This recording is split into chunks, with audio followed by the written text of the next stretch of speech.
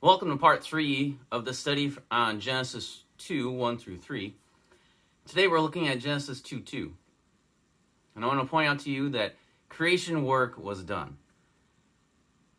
But some people, might be asking questions when we go through this. Like, it says that God's work was done, he was finished. But also, the Bible seems to say that he's still working. So which one is it? Well, it's both. As I said before, we mustn't think of God as a divine watchmaker or like some absentee landlord who just, has the building and then doesn't ever check in, doesn't ever do anything. He just created everything and then just kind of checked out. Now, over the years, my wife and I have had different landlords, and, most of them, I never really thought about the fact that I had a landlord until I saw the money going on in my bank account. And that's kind of the way I liked it. Some were better landlords than others, but all of them were doing something behind the scenes that usually I wasn't aware of. They were paying taxes. Some of the landlords, if we lived in an apartment, they were taking care of some of the bills for us.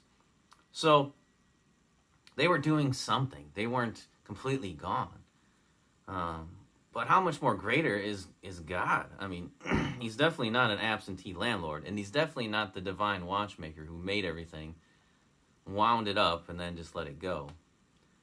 So, you see that God stopped creating on the seventh day and rested.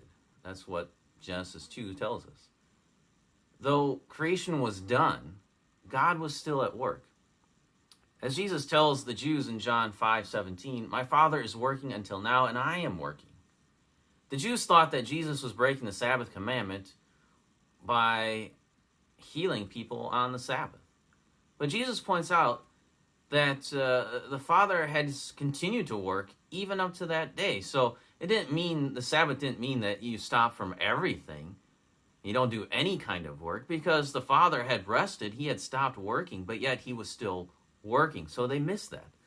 The work of sustaining and carrying the creation had not ceased, and God had not ceased from his work.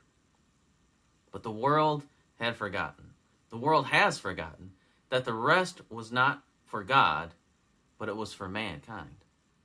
The Sabbath rest of God was not because he was tired or because he ran out of creative ideas. God has infinite knowledge, and theoretically could have created infinitely as well. He could have kept on. He could be still creating new things even now if he wanted to. But God chose to rest, to stop creating. So it follows that the seventh day of rest was not for God, but then who was it for? We can see that more clearly when we get to verse 3, that tells us that creation day 7 was blessed by God.